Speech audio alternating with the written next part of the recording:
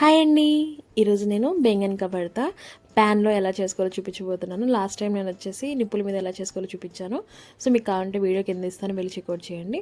So ముందుగా నేను ఇక్కడ ఇంగ్రీడియంట్స్ అన్ని లిస్ట్ ఇచ్చేసాను కదండి, అవన్నీ చెక్ చేసి పెట్టేసుకోండి. సో ముందుగా ప్యాన్లో ఆయిల్ వేసేసుకొని వంకాయలు ఇలాగ చిన్న చిన్న ముక్కలు కట్ చేసుకుంటే పర్లేదు. చిన్న ప్యాన్ అయితే చిన్న చిన్న ముక్కలు, పెద్ద ప్యాన్ అయితే ఇలా కట్ చేసుకొని మొత్తాన్ని కూడా పైన స్కిన్ అంతా కూడా బ్రౌనిష్గా కొద్దిగా మాడిపోయినట్టుగా రావాలి.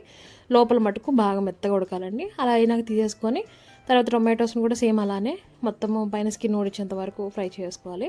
ఇప్పుడు అదే పైన కొద్దిగా ఆయిల్ వేసేసుకొని పచ్చిమిర్చి వెల్లుల్లిపాయలు వేసేసుకొని పచ్చిమిర్చి పైన స్కిన్ అంతా కూడా బాగా వచ్చేటట్టు మనం ఫ్రై చేసుకొని తర్వాత వీటన్నిటి మీద స్కిన్ తీసేసుకోవాలి.